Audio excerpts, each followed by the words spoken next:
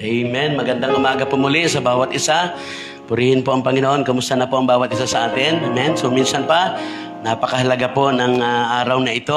Amen. Napakahalaga po sapagkat yung pinag-aaralan natin ay yung binigay ni Lord na message na ito po ay very important sa bawat isa sa atin. Ako'y naniniwala doon sa kapag hindi tama, hindi biblical yung ating definition about success, talagang will become confused kahit na tayo mananampalataya.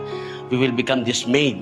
Amen? Maraming somehow makikita natin, it is true, kahit Kristiyano na, dismayado. Amen? Kasi nga, pag hindi right yung definition natin sa success and God's blessing, talagang hindi mo ma-enjoy ang buhay. Maiksi lang ang buhay. Amen? Na-enjoy nyo ba ang buhay? Amen? Alam niyo po, si Lord naparito sa atin para gawing ganap ang ating buhay, gawing perfect at kasiyasiya. Amen? Yan ang sinabi ng Panginoon. Pero ang diablo naparito ay para to steal, to kill, and destroy. Para tayo ay patayin, nakawan, at wasakin. Amen? Makikita natin kamusta po ang buhay. Amen? Ano kaya ang mga buhay ng mga Kristiyano ngayon? Somehow, marami pa rin Kristiyanong wasak ang buhay. Amen? Maraming Kristiyanong malungkot ang buhay. Maraming Kristiyano na hindi na-enjoy ang buhay. Malaki po ang kinalaman ng na dapat magkaroon tayo ng right definition about success. Amen? Dapat biblical siya. Amen? Iba kasi ang definition ng mundo. Minsan kahit Kristiyano na yung definition sa prosperity, success, even God's blessing ay worldly definition. Hindi right. Amen? Kaya salamat muli kanina. Napakapagpuri po ba kayo? Amen? Palakpakan nga po natin ang ating Panginoong Yesus. Hallelujah! We give you praise, oh God. Napakaganda ng kanta natin kanina, kapatid. Daman-dama ko yung kanta natin. Pag inunawa mo maigi na ang ating Diyos ay makapangyarihan. Amen? At makapangyarihan. Ang lahat ay mag-iiba. Ang lahat sa mundong ito magbabago. But there is one thing, and that is God's love. Will never change. Amen? Hindi magbabago pag-ibig ng Panginoon. Kaya hindi ka madidismaya. Tama po ba yun? Hindi ka talagang mananatili ang kagalakan natin. Mananatili yung ating kasiyahan. Amen? Hindi tayo madidismaya sa buhay. Amen? Kaya siguro isang bagay na napakalaga doon sa mga kanta natin, unawain nating maigi. Magkaroon tayo ng malalim at malinaw biblical definition about God's love also. Kasi napakahalaga na. Kasi actually, yun ang hinahanap natin eh. Amen? To be loved. Amen? But makasalanan ka pa lang, minahal ka na ng Diyos. Yun ang true love. Hindi ka minahal dahil maganda ka, gwapo ka, dahil mabuti ka. Si Lord minahal tayo kahit makasalanan pa lang tayo. Gawin nyo yun? Ganong klaseng pag-ibig ng Diyos. Amen? At asamin natin yun at dapat magkaroon tayo ng malalim pa o biblical definition ng pag-ibig ng Panginoon. Kasi yun lang hindi nagbabago. Magbabago ang lahat. Of course, pag nagbago ang lahat, doon pumapasok yung you will be dismayed. Diba? Okay na yan eh. Binago pa eh. Ayun. Bakit kasi ganun? Dapat sana Lord, ganun na. Darating tayo sa one day, sisisihin natin ang Diyos, magsasalita tayo ng hindi maganda sa Diyos. Kasi yan pala, hindi natin alam, no? Pag hindi natin masyadong naintindihan, amen, sa mundong ito, ang lahat ay nag-iiba, ang lahat nagbabago. Pero ang pag-ibig ng Diyos ay hindi siya nagbabago. Kahit ano pa mangyari sa buhay mo. Amen? Kahit ikaw ay nagkamali, matinding kasalanan na nagawa mo, God still loves you. Very important po yun. Bakit? Yun yung hugot. Yun yung magiging source mo. Yun ang magpapalakas sa'yo sa panahon na yun ang nagpapatibay sa'yo. Kaya minsan hindi matibay. Amen. Hindi malalim kasi hindi ganun ka naintindihan yung pag-ibig ng Diyos. Paano ba natin nalalaman na tayo ay o ano ba nagagawa o ano ba paano natin malalaman na talagang mahal na mahal tayo? Amen? Maintindihan natin yun eh. If you love, anong ginagawa natin? You make a promise. Tama ba? Mahirap mangako. Pero pag mahal mo, makakapangako ka. Tama ba? Kaya kahit buwan, araw, na ipapangako eh. Di ba? Susungkitin ko ang buwan at araw. Amen? So napakahalaga nun. Si Lord, talagang mahal na tayo. Because doon sa kanta kanina, napakahalaga pag nabubuo niyo yung story. Alam niyo yung mga kinakanta natin, pag pinukusan ninyo maigi, there is a story. Merong sinasabi si Lord sa atin. Kapag ninamnam natin maigi. Na tinuturo niya ngayong umaga, He is a powerful God at yan ang Diyos mo na nagmamahal sa iyo at patunay na nagmamahal sa iyo kasi may pangako siya. He has a promise na pwede mong panghawakan. Amen. Ano man sinabi niya, walang hindi niya ginawa. Lahat na sinabi ng Panginoon. Kaya panghawakan, alamin natin ang pangako ng Panginoon.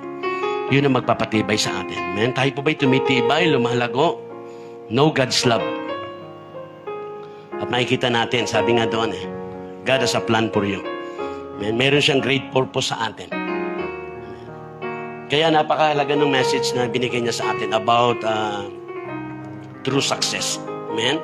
Na magkaroon tayo ng nawa, biblical definition, yung definition natin doon sa true success. Kaya ngayong umaga sa ating pagpapatuloy, kaya po napakahalaga nitong message na ito na ituturo sa atin. Sige po, tayong lahat ay tumayo. Palakpakan natin muli ang ating Diyos. Dahil mahal na mahal niya tayo. Purihin mo siya, kapatid. Pasalamatan mo siya. Kahit ano ang kondisyon at sitwasyon mo ngayon, favorable or unfavorable condition, give thanks, give praise to God. Amen? Kasapagkat merong layunin si Lord. Amen? Mayroong itinuro sa atin. God's blessing may not be necessarily related to favorable circumstances. Kaya kahit hindi maganda ang sitwasyon mo ngayon, kahit matindi pinagdadaanan mo, you are success. As a true believers. As a children of God. Amen?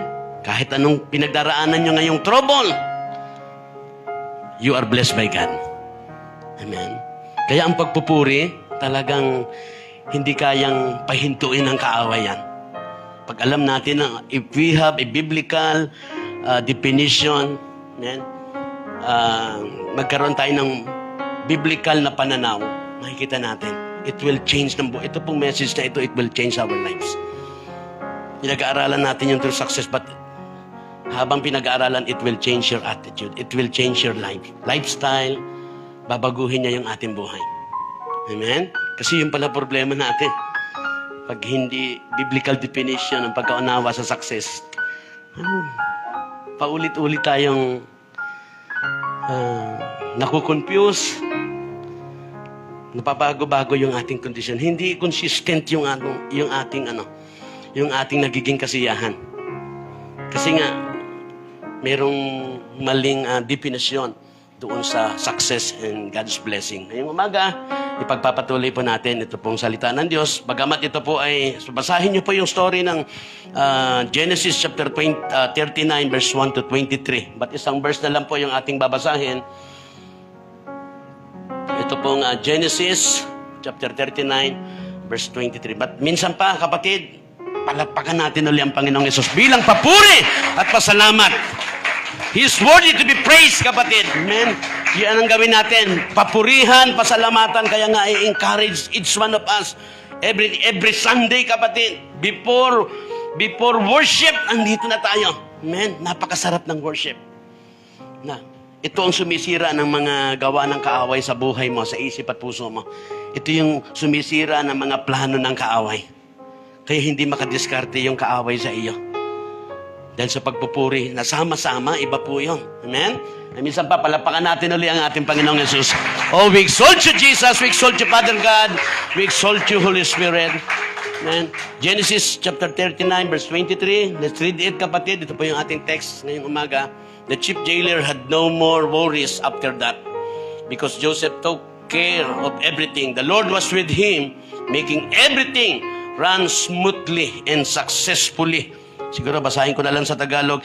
Hindi na halos nakialam ang bantay ng bilangguan sa ginagawa ni Jose, sapagkat si Yahweh ay kasama nito at pinagtatagumpay siya sa lahat ng kanyang gawain. Father God in heaven, it is true. Kaya mo kaming pagtagumpayin sa lahat ng aming ginagawa. Sa lahat ng aming gagawin, kaya mo kaming pagtagumpayin. Ikaw lang, Panginoon, ang pwedeng makagawa niyan. Help us to learn once again a deep understanding, biblical understanding. How amazing, how wonderful, Panginoon, is your love is. How great you are, O God. Na sa aming totoong pananampalataya sa iyo, O Diyos. Ikaw lamang ang pwedeng magbigay ng katagumpayan sa lahat ng ginagawa namin. Alam niyo po mga ginagawa namin sa panahon na ito, Panginoon. Salamat po muli sa mensaheng ito about true success, O God. Salamat din sa pagtuturo na dapat yung aming pagkaunawa, yung aming definition sa true success is biblical definition. Even Lord, yung aming maging definition sa mga pagpapala mo to your blessing in our life, ito po rin ay maging biblical. So that our attitude, our life, Panginoon, will become also a biblical, Panginoon. Salamat po. I claim, Lord, that you will change every lives through this message. You will bless your people through this message, O God. Magministeryo po kayo ngayong umaga. Katagpuin niyo po ang bawat umaga. Turuan niyo po kami. Let your Holy Spirit move and work to help us, to empower us, to understand, to make us able and willing, to give us a desire to do your will, O God. Salamat sa araw na ito. Salamat sa buong linggo na pag-iingat mo po sa amin. Patuloy mo po kaming pagpalain sa araw na ito at katagpuin. Speak to us, Lord, through your words, O God. Bless us through your words today. In Jesus' name we pray. Everybody say amen. Amen! Amen! Palapakan natin si Lord, kapatid. Magandang umaga po muli sa bawat isa. Purihin po ang ating Diyos. So ito po ay pagpapatuloy natin patungkol po sa ating pag-aaral, patungkol po sa, true success. No? Kaya pag sinabing success, hindi lang natin basta, amen, ito po ay maging lifestyle natin. Pag sinabing success, of course, dapat ituturo natin to. Una, sa ating buhay, sa ating pamilya, at sa sino man, dapat biblical yung definition. Amen? Dapat biblical ang definition. I'm so blessed for this message. Kasi ulitin ko uli, pag hindi biblical ang ating definition sa true success, you will be dismayed. Kahit marami kang na-achieve, you will be dismayed. You will be confused. Mabigat pa rin ang buhay. Hindi ka magiging satisfied. Yun ang pinakamasarap, nasasatisfied ka. Pag kumain ka, nasatisfied ka. Ay, makita mo, ma-enjoy mo eh. Pero tinan niyo yung Bible, makamit mo man ang lahat ng yaman sa mundo. Pero kung mapapahamak ang kaluluwa mo, that is nothing, useless. Kaya dapat alam natin, we as a true believers, as a children of God, very important itong pag-aaral na ito. Amen? Binigay ng Lord to bless us. Alam niyo yon? Lalo na sa panahon ng pandemya. Lalo na sa panahon ng pandemya, marahil marami ngayon mga Kristiyanong nagtatanong, bakit kasi may pandemya pa? Bakit kaya inalaw ni Lord? Pwedeng magiging ganun ang response natin. Pero pag alam natin, if we have a true, if we have a biblical definition about true success, even pandemic, you worship God. You thank God. Hindi magiging negatibo yung response natin. Marami dahil sa pandemya nasira ang nagkaroon ng negative attitude. Amen? Pero ito po, isa sa idudulot nito, pag natutunan natin, at ito yung maging aral ito sa atin, ito po'y tayuan natin, at magkaroon tayo ng ganitong klaseng definition sa success. We as a believers of Jesus Christ, dapat biblical yung ating definition sa success. At makikita natin, siya'y magpapatibay sa iyo. Kahit sa gitna ng pandemya, you are strong. Kasi may right perspective, may right definition about true success. Di ba? Pag alam mo ikaw ay successful, pag alam mo ikaw ay pinagpala, sa palagay niyo, malulungkot kayo. Kaya pag mali ang definition, success ka na pala, pinagpala ka na pala, yun. Because it's not biblical definition, it is a worldly definition about true success and about blessing. hindi pa rin na-enjoy, mapapahamak tayo nun. Kasi talagang yun ang hinahangad natin, magtagumpay. Taasan kami ng gusto magtagumpay. Di ba? Pag napamali tayo ng pagkaunawa sa tagumpay, hindi mo siya makamit. Amen? Kaya napakahalaga nun. Bilang mananampalataya, as a believers of Jesus, as a children of God. Amen? If you have Jesus, you have everything. Tama ba yun? See? Bakit maraming confused? Bakit maraming nabibigatan? Nahihirapan sa buhay? Kasi nga, ayun. Kaya dapat matutunan natin that true success in biblical definition. Very important po yan, kapatid. Napakahalaga dapat ang ating pagkahulugan, ang ating explanation, ang ating description, ang ating paglalarawan o pag-uuri sa true success dapat biblical as a believers of Jesus Christ. Kaya we can understand na bakit Kristiyano na hindi nila na-enjoy ang buhay. Bakit Kristiyano na, bakit negatibo ang tinatakbo ng buhay? May kinalaman. Kasi nga mali ang definition ng true success. So as a believers of Jesus Christ, according to His Word, amen, especially according to the life of, ganun kahalaga yung life ni Joseph. Minsan alam na natin, halos lahat, napapanood na yung story niya eh. Pero ano bang aral sa buhay ni Joseph?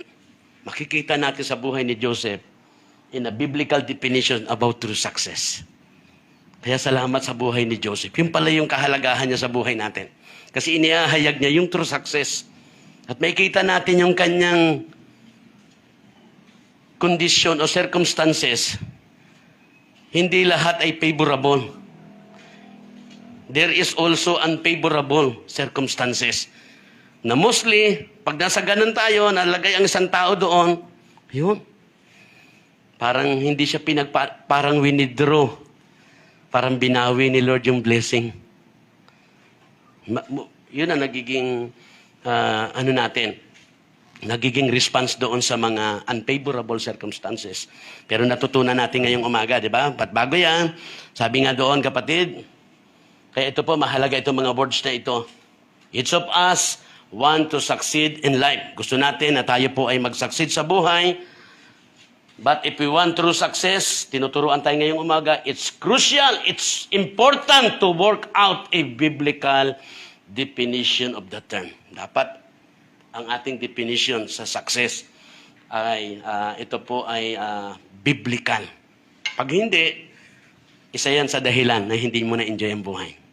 Kaya yan, tanong ngayong umaga, kumusta po ang buhay mo bilang Kristiyano? Ikaw ba'y masaya? Alam niyo po, naalala ko, bata pa lang ako, ang buhay ng Kristiyano ay masayang tunay, masayang tunay, masayang tunay, ang buhay ng... Totoo po ba yan sa buhay mo? O tayo nandoon sa, bakit ganito ang buhay ng Kristiyano? Lord, bakit naman ganito? Lahat naman ginawa ko. Tinutodo ko, pero bakit ganito condition ko? Nagrereklamo tayo at confused tayo. Nagko-question tayo sa Diyos, bakit mo nararanasan yung mga unfavorable circumstances. It means, yung ating pagkaunawa sa success, it's not biblical. Yun po ibig sabihin nun. Kaya walang Kristiyanong magko-question sa Diyos. If we have a right definition about success. Kaya very important po ito, kapatid. Sa gitna ng pandemya, maniwala ka, napakainit ng iyong pagpupuri. Napakainit ng iyong pagpapasalamat. Napakainit mo sa Panginoon. Manlalamig ka. Hindi mainit ang pagpupuri at pagtitiwala kapag hindi right ang definition about true success in God's blessing. Yung pala yun. Pero clear sa atin, if we have Jesus, you have everything. Malulungkot ka pa ba nun kapag ka nasa iyo na ang lahat? Yun. Kaya dapat alam natin yun that because you have Jesus, you have everything. Amen? Kaya tayo may prayer. May pangangailangan ka, just pray. Trust and believe. Claim it that you will receive it and it will be yours. Yun ang salita ng Diyos eh. But if you doubt, huwag kang aasang matatanggap mo yung hinihingit kailangan mo sa Panginoon. No? Kaya mananampalataya, as a believers of Jesus Christ, you have Jesus Christ, you have everything. Just trust and ask God. All you need. Amen? Cast all your burdens upon the Lord. Because He cares for you. Kakatagpuin niya yung pangangailangan natin. Alam na natin ang maraming salita ng Panginoon. But why many believers confused, dismayed, not satisfied, nabibigatan, nahihirapan, nagko-question sa Panginoon, hindi makapag-explain sa marami na talagang you are blessed by God, napakabuti ang manampalataya sa Panginoon. Kasi pag ganun ang ating kondisyon, magbubunga ka. Magbubunga tayo.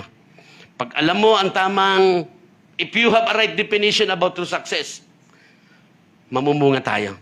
Yun ang isang dahilan na pwede tayo maging barren, maging baog o walang bunga.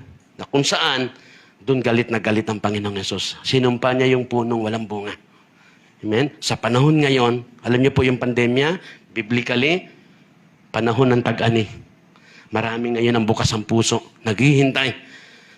Pero kung tayo ay nasa bahay lang, kung tayo ay kung tayo ay nakikinig every Sunday, kung saan man ang Word of God, ibig sabihin nung kumakain tayo ng salita ng Diyos, pero hindi natin nilalabas, yun. Somehow, it will cause a problem sa ating buhay spiritual. Kaya lahat ng kinakain natin, ilabas natin. Lahat ng napakinggan natin, sinishare natin. And you will become healthy spiritually. Amen? Kaya sino yung kain ng kain dyan na hindi nilalabas? Sabi nga, baka maimpatyo ka. Dapat talagang ilabas. Bawat napapakinggan mo, dapat i-share mo para maging malusog ka at lumago ka. Kaya magiging mainit tayo sa pagbabahagi. Sa panahon na ito, maraming bukas ang puso sa Panginoon. Naghihintay lang ng mga magbabahagi ng salita ng Diyos. So kung ang pastor lang ang magsishare, kukunti ang magiging ani. Amen? Pero kung tayo pong lahat, alam natin yung biblical definition ng isang nakikinig, mahalaga po yung biblical definition in every areas ng buhay natin. Amen? Kaya po hindi lang yan sa success. Amen? But praise God, dinala tayo ng Diyos yan para maunawaan natin kung gaano kahalaga yung biblical definition. Amen? Dapat maging biblical yung ating explanation, yung ating paglalarawan, description, yung pag-uuri, pagkakahulugan, especially sa, yan man ay sa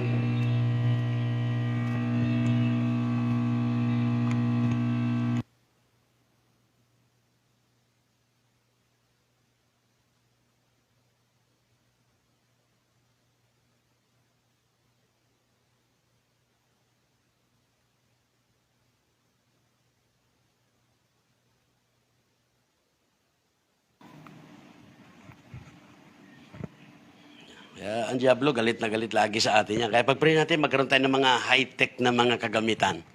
Amen? Isa rin yan eh. Kaya mahalaga yung desire na maging maganda yung ating mga kagamitan. Amen? Para po, alam mo na, amen, nakita natin yung mga preparation, be watchful, alerto. So mahalaga yan eh. Kasi talagang lalo na itong pinag-uusapan natin. Kung merong ayaw ang Diablo, sa bawat isa sa atin na ikaw at ako ay magtagumpay. Na ikaw at ako ay pagpalain ng Diyos. Kasi alam niya kung gaano kasarap ang buhay ng mga pinagpala ng Diyos. Amen? Kaya napakahalaga ayaw ng Diablo, syempre, na magkaroon tayo ng, ito pong ayaw ng Diablo, magkaroon tayo ng biblical definition. Mahihirapan siyang sa buhay ng isang Kristiyano na nandoon sa biblical definition. Pero kapag kahit Kristiyano, pero yung ating definition is worldly definition, yun ang kayang-kayang gapiin ng kaaway. Kaya napakahalaga ng biblical definition. Kaya each of us want to succeed in life. Kaya ito pong paalala sa atin. No? We want true success. I mean, gusto natin yan.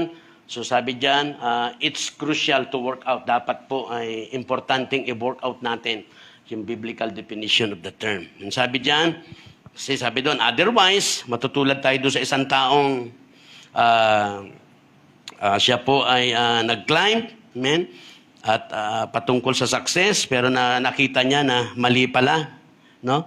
Wrong pala yung wall na kanyang inaakyat, no? At sabi doon, ito po yung nararamdaman ng marami, waste your life. Ayan. Parang nasayang ang buhay na isinusulong natin, pero mali pala yung goals natin.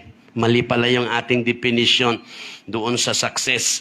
At napamali tayo ng desisyon. Sa mukha mo, sa huli, at the end of the day, mali pala ang naging decision mo sa buhay. Kasi mali yung definition sa true success.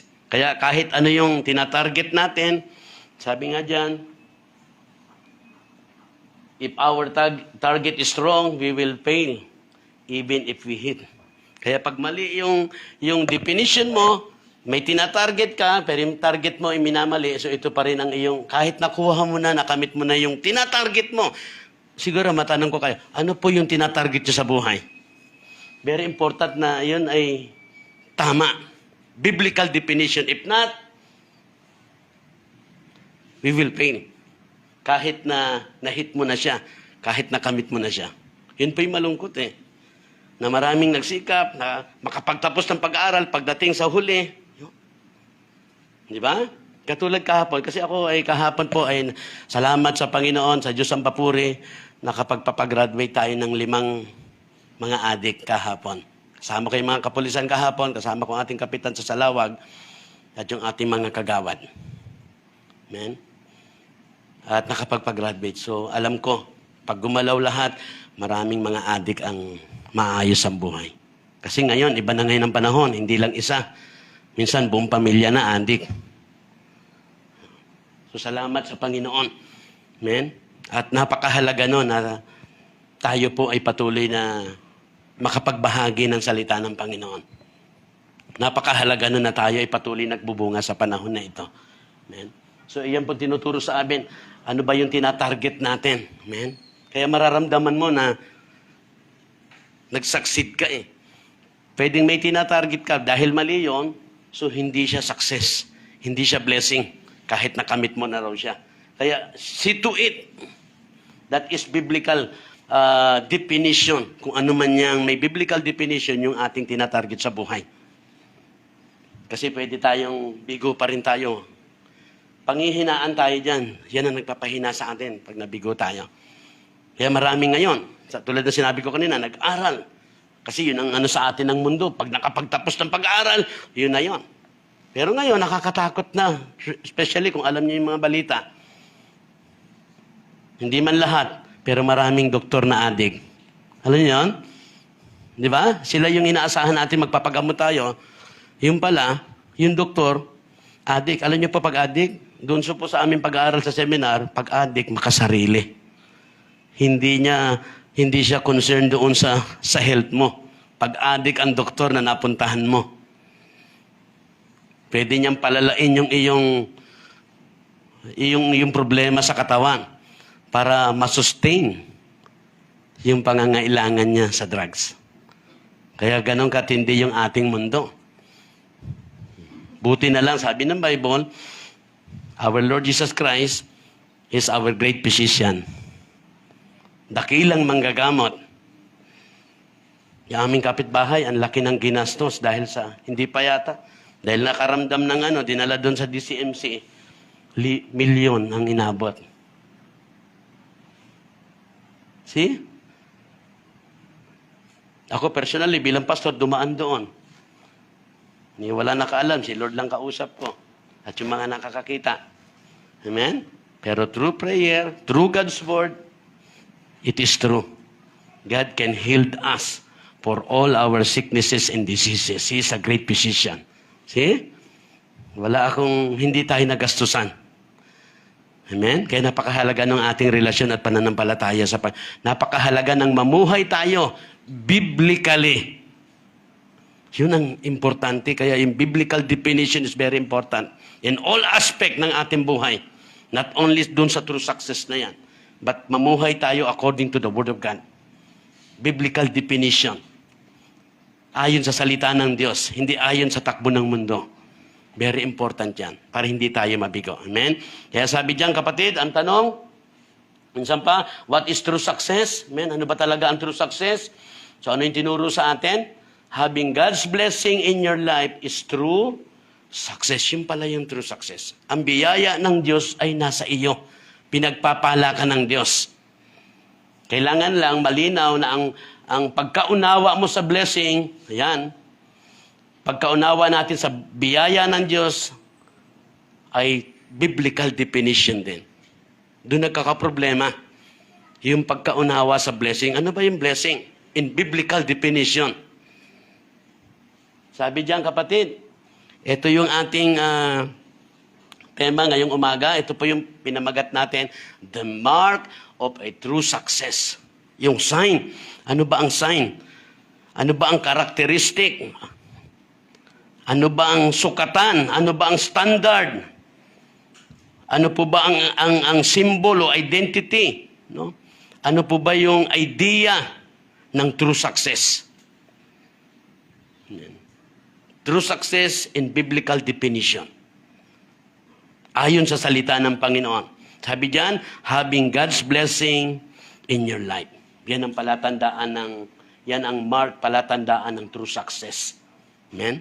Having God's blessing in our life. And sabi diyan, kapatid, kaya ito po, doon sa ating text, clearly Joseph was truly successful whether he was in Potiphar's house or in the prison. Kahit nandoon siya, naging alipin siya, pinamahalaan siya sa bahay ni Potiphar, siya ang naging tagapamahala doon. Una, pumasok siya doon bilang alipin at naging tagapamahala.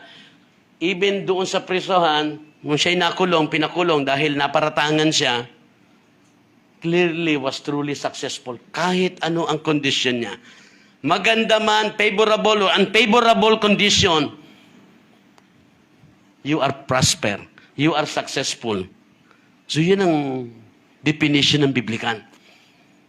Pag sinabing biblical definition ng success, hindi lahat maganda lang.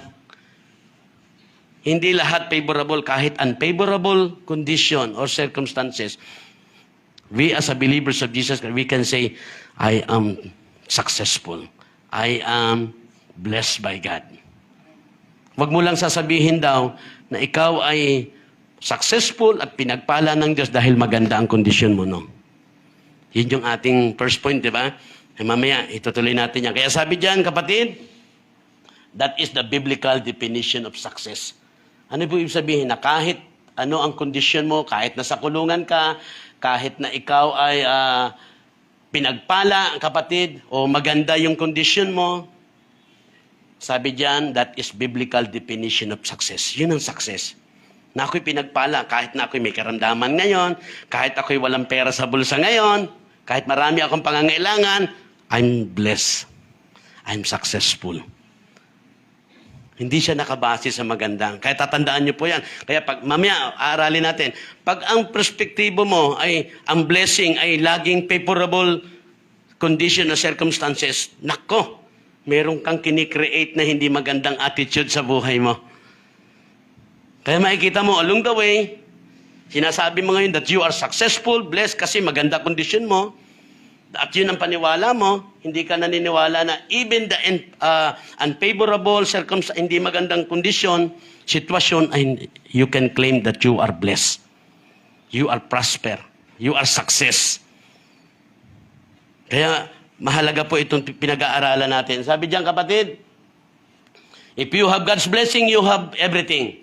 Even if you're poor or unknown. Kahit nga mahirap ka Kahit nga hindi ka kilala. But sabi diyan, if you lack God's blessing, pag walang biyaya sa ng Diyos, you ultimate will have nothing. Ayan. Even if you're rich or famous.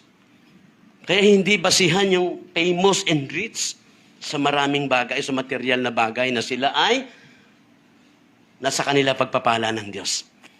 Dapat clear sa atin yun. Hindi biro yun. Hindi ka paniniwalaan nun. But in biblical perspective, kahit senador pa siya, at ikaw ngayon ay nagtitindalan ng fishball, pwede mong sabihin yun. Ang katotohanan nun, mas nasa iyo, biyaya ng Diyos, ikaw ang totoong success. Kahit siya'y senador, kahit siya'y presidente. Kung wala siya, hindi siya mananampalataya ng Panginoon. Kahit ganun ang kondisyon natin. Kaya tayo, hindi tayo, tingnan niyo po yon. Kung gaano kaganda yung ginawa ng Diyos sa buhay natin. Amen? We can say with boldness, if we have a biblical definition about true success, alam mo, mas pinagpala ka. Higit pa dyan sa senador na yan. Higit pa dyan sa mayor na yan. Higit pa dyan sa mga tanyag na tao.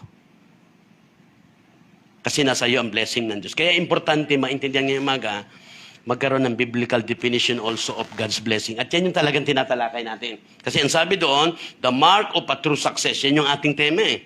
Amen? At yan yung ating pinag-aaralan. Kaya sabi dyan,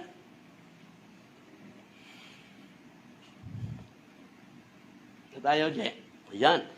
That's why we need to be careful to think biblically about what God blessing means. Kaya ito po importante sa atin, kaya maging maingat tayo sa pag-iisip about biblical about what God's blessing means. Dapat biblical yung ating pagkaunawa, yung pagkahulugan doon sa blessing, sa pagpapala sa Panginoon. Kasi magki-create siya ng malaking trouble sa iyo. Na kahit na pag maayos ang buhay, doon mo lang mapipil na ikaw ay pinagpala. At pag nalagay ka doon sa kulungan, sa problema, sa trouble, parang binawi o parang sinumpa, parang nagalit ang Diyos, parang inagaw o binawi ng Diyos ang pagpapala. Yun ang nagiging feelings natin. Lalo na kung ikaw ay very supporter sa church. At may mga nakuha niyo po yon, ganun katindi ang biglang pagkasira ng buhay pag hindi biblical ang definition about true success and biblical God's blessing. Amen? God's blessing.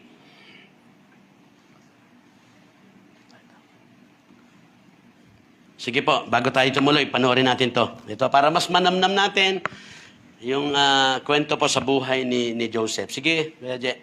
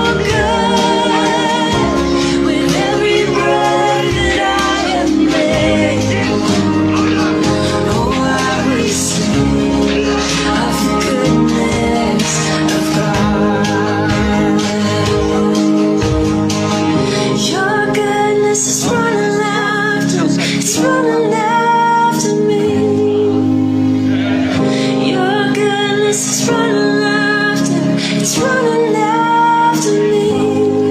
With my life laid down, I'm surrendered now. I give you everything. Your goodness is running after, it's running after me.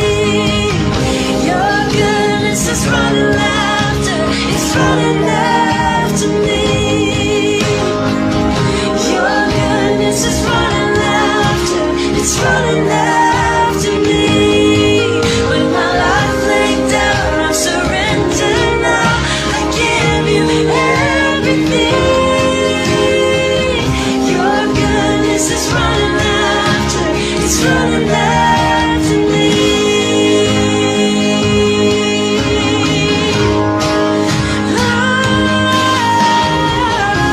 And all my life you have been faithful. All my life you have been so, so good. With every breath that I am able, oh, I will sing of the goodness of God. All my life, and all my life you have been faithful. All my life you have been so, so good.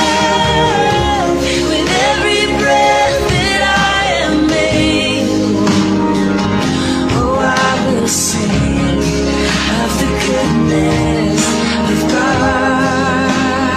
Yes, I'm gonna sing of the goodness of God.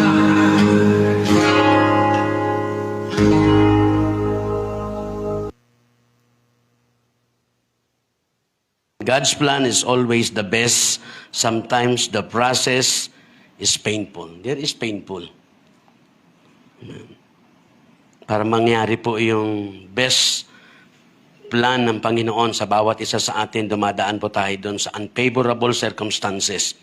Amen. Kaya very clear yung tinuturo sa atin na matutunan natin yung magkaroon tayo ng biblical perspective, right perspective or right definition about true success. Hindi siya puro maganda. Pag maganda, binless ka at successful. Very dangerous yun. Yan. Kaya makikita natin, mahalaga yung ang tinuturo sa message natin ngayon pa lang, gusto ko malaman natin na magkaroon tayo ng biblical definition sa true success and God's blessing sa buhay. At magkakaroon ka ng tamang attitude. Amen? Siguro kung tatanungin ko po ang bawat isa, do we have a right attitude in this life?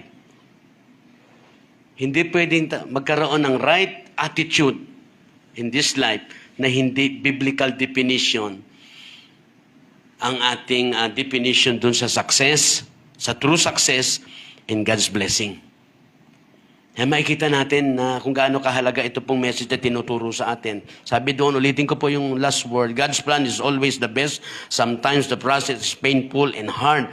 But don't forget that when God is silent, He is doing something good for you. Minsan ganun eh. Pag nasa trouble tayo, pag may pinagdaraanan tayo, pakiramdam natin ay parang tumahimik si Lord. Pero kung yun man ang nasa isip mo, isipin mo na may ginagawa siyang maganda para sa iyo. Amen. Yun ang tinuturo niya sa atin. Kaya ngayong umaga, ipagpapatuloy po natin. So, yun po ang makikita nating buod ng story na para mas lalo natin maintindihan ito pong ating tinatalakay sa buhay ni Joseph. Ito po yung ating binibigyan diin na tanong, what does it mean yet God's blessing? Ano nga ba talaga ibig sabihin ng God's blessing in biblical definition? Amen? Kaya ang inaaral natin, biblical definition about true success and biblical definition about God's blessing. Ako ba'y pinagpala ng Diyos? Ako ba'y successful? In biblical definition, dapat ang iyong aalamin at pagkaunawa doon sa mga bagay na yan. At ito po yung unang pag-aaral natin. Kasi sabi doon, God's blessing is a mark. Amen? What is the mark of a true success? Ano ba yung mark? Ano ba yung palatandaan ng totoong true success? God's blessing. God's blessing is the mark. Ayan. Is the mark of true success. Yung pagpapala ng Diyos sa iyo. Ang kailangan na lang unawain ay magkaroon ng right perspective or right definition about God's blessing. Doon nagkakaproblema. Tama naman talaga pag yung true success, yung pagpapala ng Diyos sa iyo. Tama naman, di ba? Yun ang tama. Ngayon, ang problema, alam mo ba ang biblical definition ng blessing?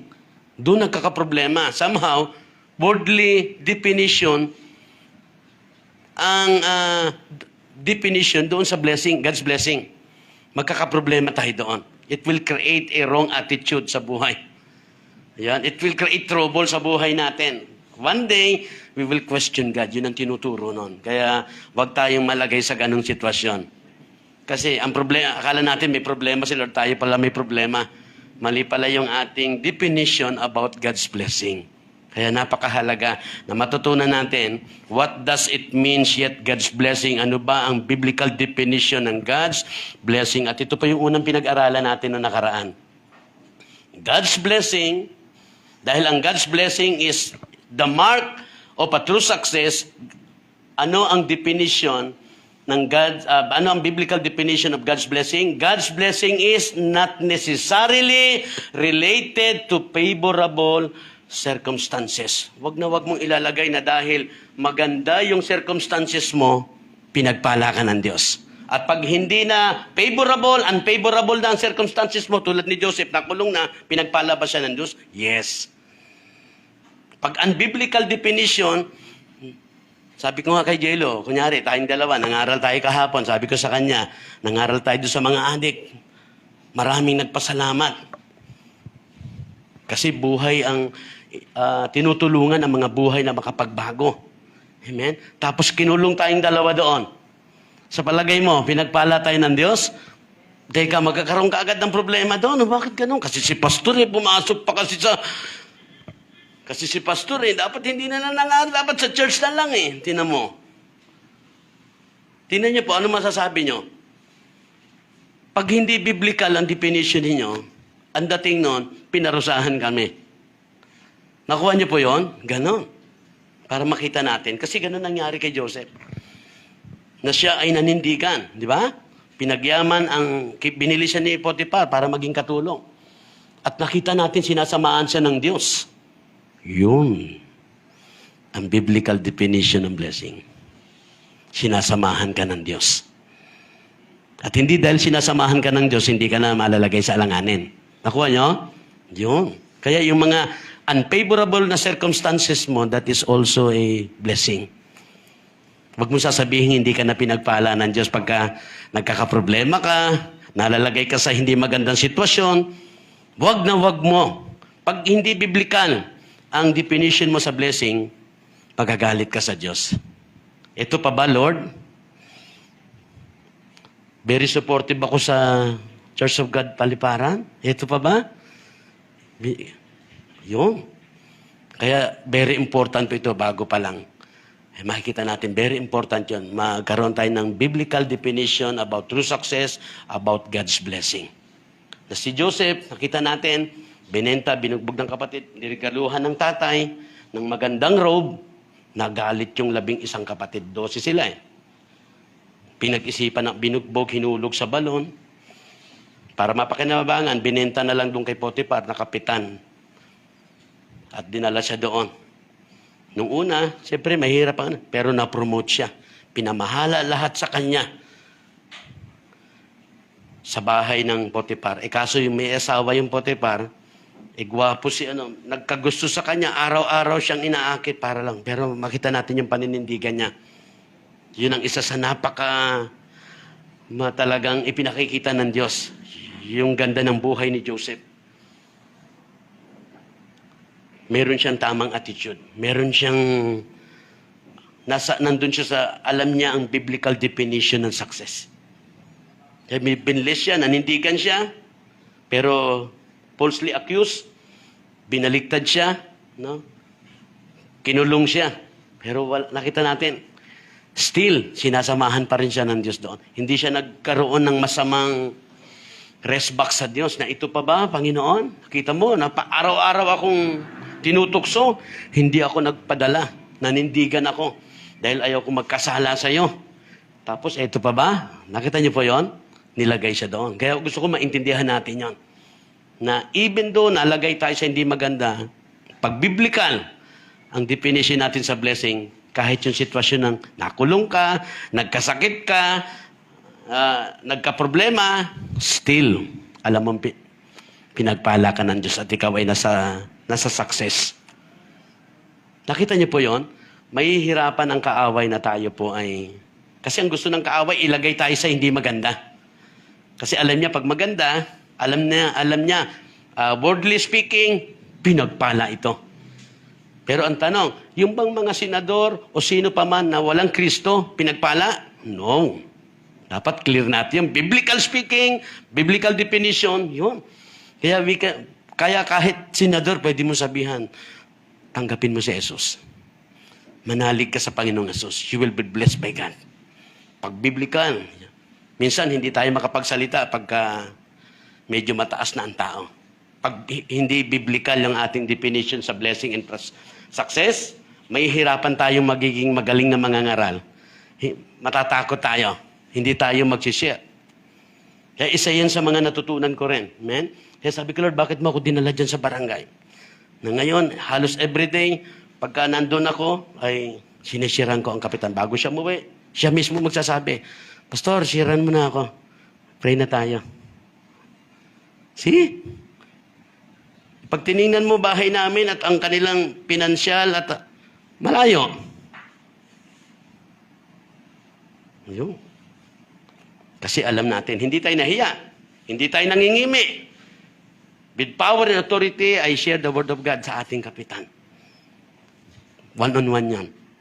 Why? Ayun. Kasi alam natin, yung tayo ay nandun sa biblical definition ng success and blessing.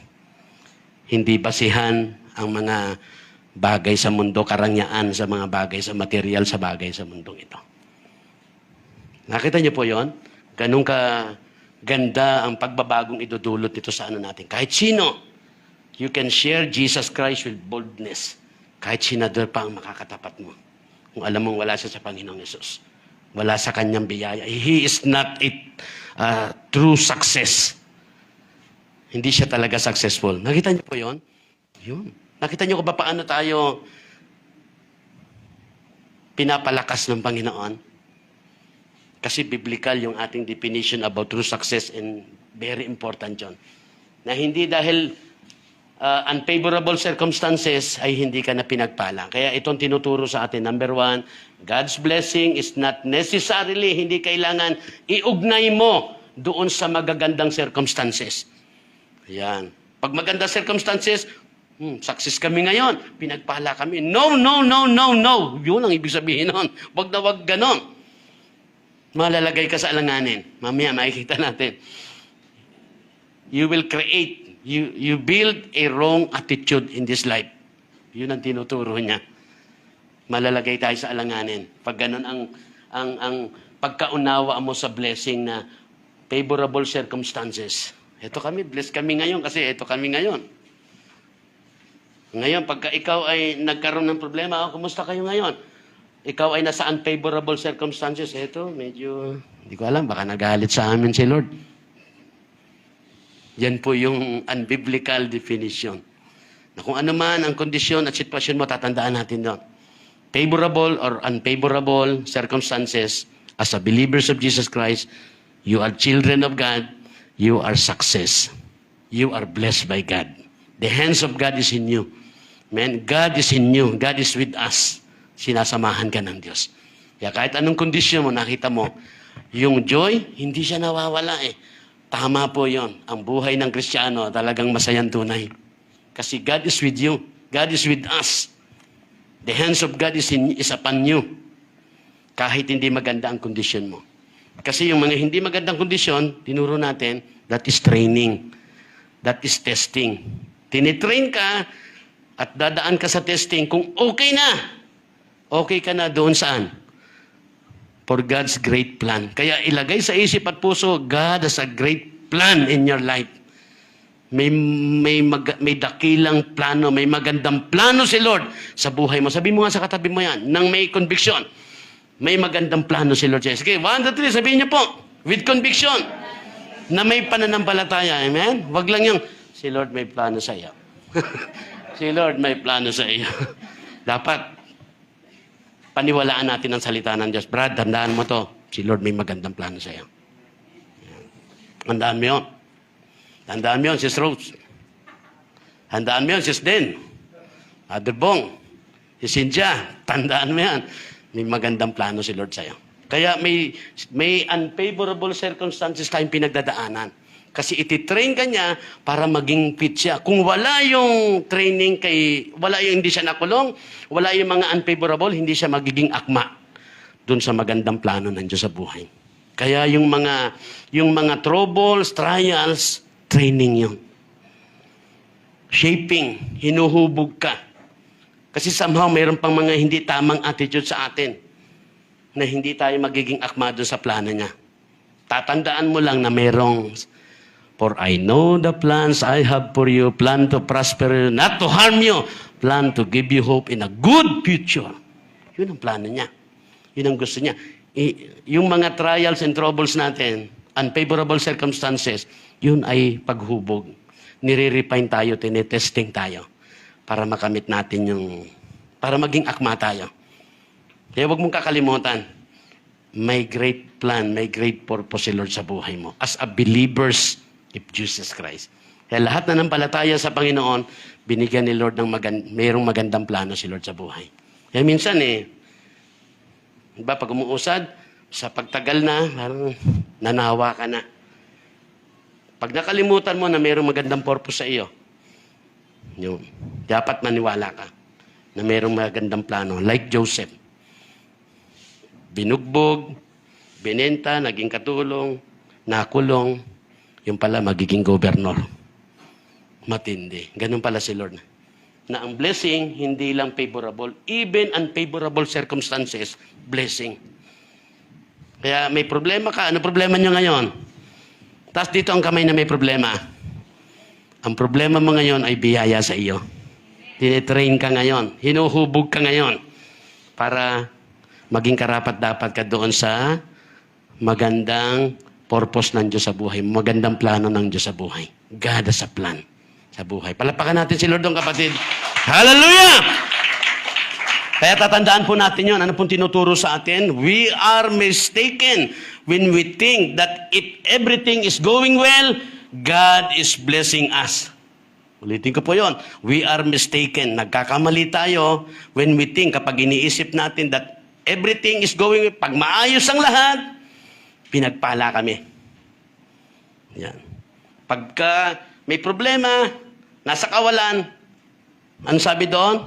But that when trials or problem hit, He has withdraw His blessing. Pag may problema na, nasa kawalan o whatever trouble is, karamdaman, kaguluhan, whatever, anong sinasabi? He has withdrawn His blessing.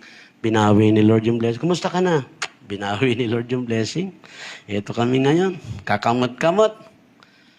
Na tinuturo sa atin, as a children of God, training pala yun. Kaya pag may problema ka, nasa trouble ka, nasa karamdaman ka, nasa kawalan ka, whatever trials o whatever unfavorable circumstances, kumusta ka na?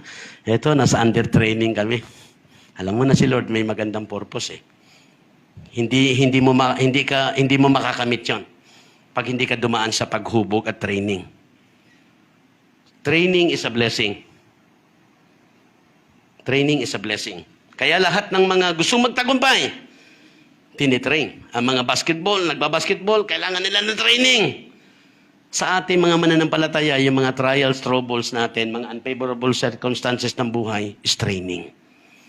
Training for victory. Training para maging akma doon sa plano ng Diyos sa buhay mo. Kaya tandaan mo lang, huwag mo kalimutan. Kahit po sa mga nanay at tatay, kahit po ay nagkakaedad na tayo, God sa plan. Kasi pag hindi, makikita mo magiging malungkot ang buhay ng Kristiyano mo. Hindi ka na. Iniisip mo kasi matanda ka na, wala na. Di ba? Pero ang totoo, kahit matanda ka na, kung ikaw ay 80, kayang gawing 40 ni Lord yung lakas mo. Sabi ng Bible yan eh. Kaya importante yung alam natin kung gaano kaganda ang buhay ng pananampalataya natin sa Panginoon. Walang imposible sa Diyos. Tama pa ba yun? Walang imposible. Kaya huwag mo isiping matanda ka na.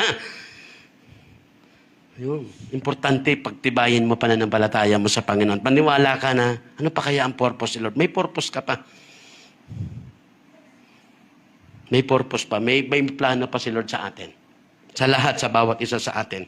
Kaya huwag tayong magkakamali na isipin natin na kapag maganda sitwasyon natin, tayo sagana sa financial o sa whatever, sa mga material na bagay ay pinagpala tayo. At kapag wala yung mga bagay na yun, o nasa trouble tayo, ay inagaw ni Lord o hindi na tayo pinagpala ng Diyos. His blessing isn't necessarily related to favorable circumstances. Ang biyaya ng Diyos, kapatid, biblical definition, hindi siya related lamang sa magagandang circumstances. Kahit hindi magandang circumstances mo, you are blessed by God.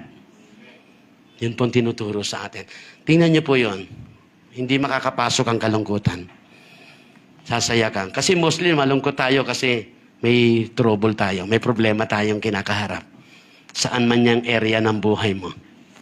Pero ang totoo, ang buhay ng Kristiyano ay masayang tunay.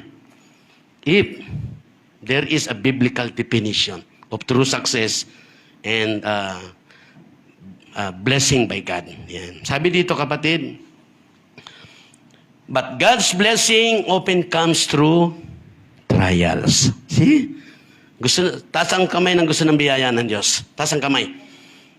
Dumarating daw yan through trials. See? Eh kung ayaw mo ng trials ngayon, kung ang trial sa iyo ngayon ay hindi blessing, iyon pala, God's blessing often comes, kadalasan dumarating through trials. Kaya we as a believers, dapat alam natin yung biblical definition of God's blessing. God's blessing often comes through trials. Kasi nga, hinuhubog tayo. Every person God uses must go through times of training and testing sa trials. Lahat ng mga gagamitin ng Diyos must go through times. Dadaan talaga sa training and testing. Dadaan talaga doon sa trials. Dadaan talaga doon sa unfavorable circumstances. Hindi pwedeng wala. Kaya hindi pwedeng sabihin na maganda sitwasyon mo, pinagpala ka. Kahit hindi maganda sitwasyon mo o circumstances, pinagpala ka pa rin. That is biblical definition of God's blessing. Nakita mo, lagi kang masaya. Kaya pansinin niyo po yon. We can rebuke each one of us. Oh, pwede nating i-remind yan. Bakit ka malungkot? Oh, praise God, nasa training ka ngayon. Talagang magtatagumpay ka. Natitrain ka eh. Matakot ka pag puro maganda lang. Walang training? Ano mananalong walang training? Subukan natin yung mga mayayaman sa Ghana, walang training. Tapos, ilaban natin kay Pacquiao. Bugbog sarado yun. Hindi mananalo yon. Kaya kailangan may training. Kahit sabihin mong mayaman ka, kahit sabihin mong maganda kondisyon mo, pagdating sa labanan, may labanan. You need to be trained. Para maging akma ka doon sa labanan, makamit mo tagumpay, nadaan ka sa training. Kaya ang mga basketball player, grabe ang training yan. Makikita mo, lahat, mga paa nila, matindi ang talagang sakripisyo. Akyat sa bundok. Kailangan matibay. Kailangan lumalago, tumitibay. Kasi hindi lang lahat maganda ang pagdaraanan. Hindi lahat favorable circumstances. May unfavorable circumstances. Si Pacquiao, nakikita ko, pinapalo dito. Kasi napanood ko yung dating bata pa siya, nasuntok sa rito, bagsak si Pacquiao eh. Bukod pa doon kay Marquez. Ngayon, pinatibay niya yun. Kaya nakikita ko, diba nakita niya, pinapalo siya rito?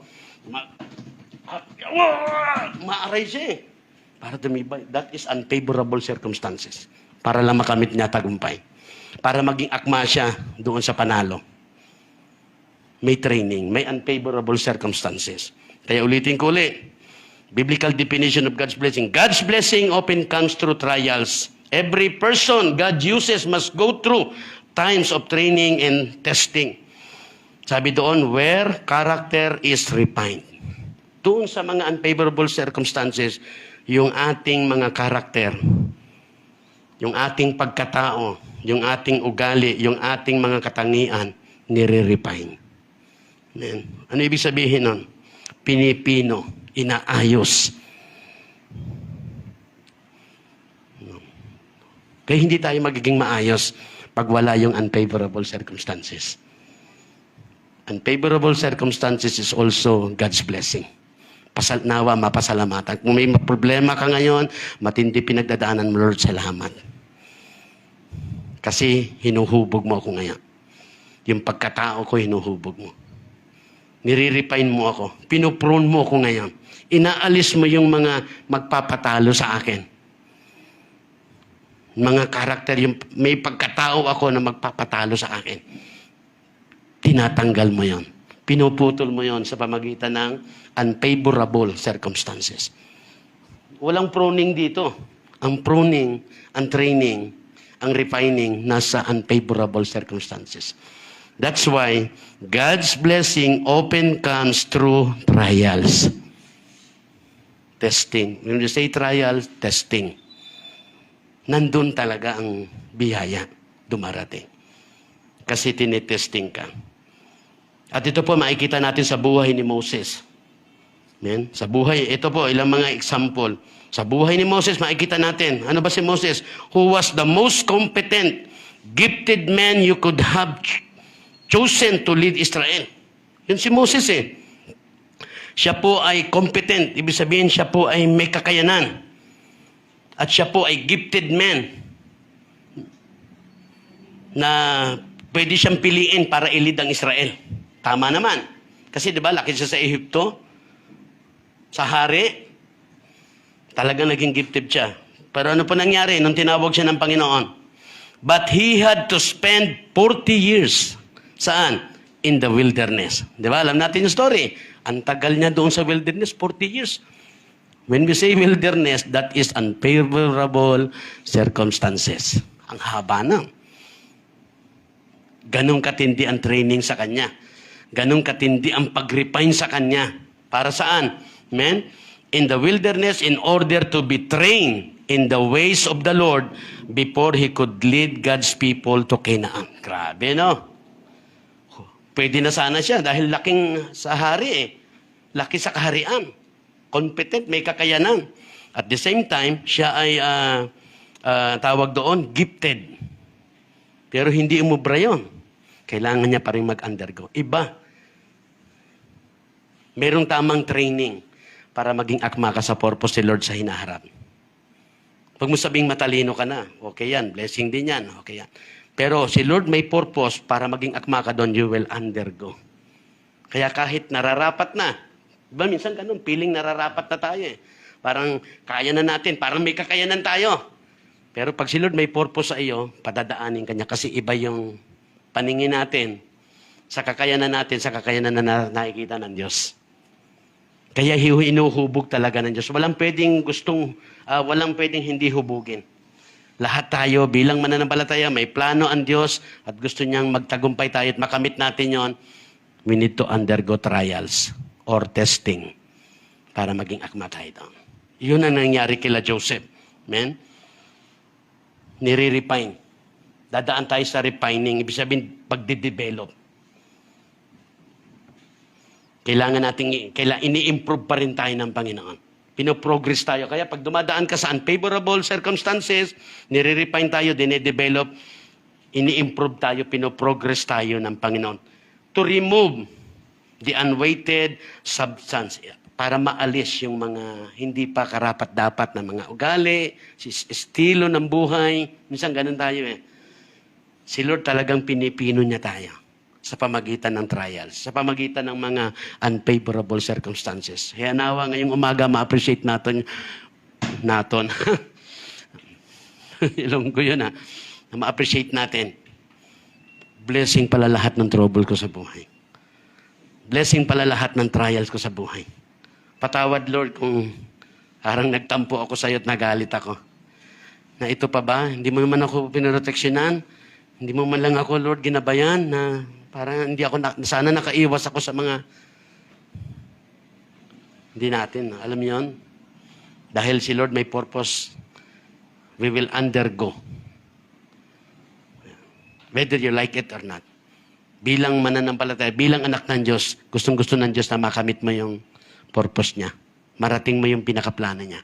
Kaya huwag mong kalimutan that God has a great plan sa iyong buhay. Kaya maging kay David, alam niyo po si David, you see the same things. Si David po, the man of God's heart, no? After God's heart. Si David po ay may pusong katulad ng Diyos. Sabi kay David, ha? He was a teenager when a prophet Samuel anointed him. Inanoint siya, siya po ay teenager pa lang. Sino ba teenager dito? Yun. Mga bata pa lang. Nasa elementary pa lang, teenager. When the prophet Samuel anointed him as the future king. Bata pa lang siya, inanoint na siya para maging future king. He was still in his teens when he slew Goliath. Nung napatay niya si Goliath, bata pa rin pa po siya noon. Napatay niya na si Goliath, ha? Yet, sabi doon kapatid, he had to spend 20s running as a fugitive from the mad King Saul. Nakita natin kung paano siya nagtagong. Mahabang taon pala yun. Pero na-train na siya, nakapatay na siya ng dumaan siya doon sa matinding circumstances with mad King Saul before he was ready at 30. Biro mo, 30. So kung siya ay 14, 15, nung 30, 15, kunyari 15 siya, nung 30 years old, doon pa lang siya naging ready. Ang haba nung kanyang unfavorable circumstances. Yun ba'y pagpapala? Yes, kasi yun ay pag-refine, paghubog, para maging karapat dapat siyang maging hari. Nakuha niyo po yun? That is unfavorable circumstances. That is blessing. That is training. Ganon din po kay Pablo. Si Pablo po, alam niyo po, when he was converted, he was a scholar of the Hebrew Scripture. Amen? Sa Hebrew Scripture, siya po ay scholar. May sabihin siya po estudyante sa Hebrew Scripture.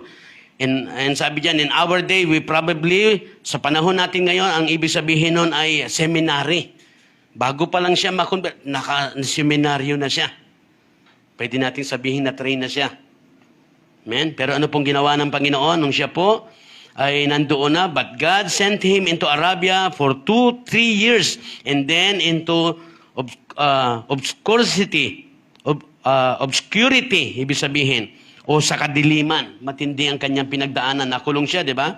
It was about 10 years after his conversion. 10 years. Pagkatapos siya ma-convert, na born again na siya, nabago na siya, kinatagpo siya ng Panginoon. After 10 years, began to minister with Barabbas in Antioch. Yun po nangyari sa kanya. And sabi diyan, the Lord began to use His mighty gifts. Sabi dito, if you read His epistles in the book of Acts, sabi diyan, you know that the training didn't end there. Ibig sabihin, mahabang taon ang training niya kay Pablo para makita natin na lahat sila na mga pinagpala ng Panginoon, success, ay hindi lang sila favorable, dumaan sila sa unfavorable circumstances ng kanilang buhay. Sabi diyan, throughout his ministry, Paul was continually trained in the school of Christ. Ito po yung sa atin. Tayo po ba ay nakapasok na doon sa school of Christ? Sino rito nakapasok na sa school of Christ? Alam niyo ba yon? So lahat to mga dumaan sa school of Christ. Tayo dadaan din. Ano po ba yung school of Christ?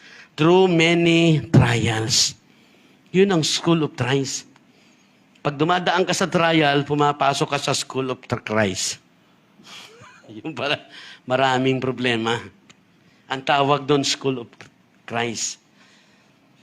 Pag dumadaan tayo sa mga unfavorable circumstances. Nasa pag-aaral ka ngayon. Nandun ka sa school of Christ. Through many trials. Amen. Palapakan natin si Lord dyan, kapatid. Amen? Diba?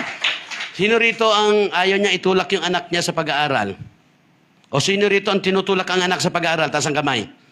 Diba? Kailangan ng school. Kailangan ng training. So tayo din. tayo din ay kailangan, dadaan din tayo doon para maging fit, maging akma tayo doon sa magandang plano ng Diyos sa buhay. We need to believe na merong magandang plano si Lord sa buhay. Kailangan mo maniwala.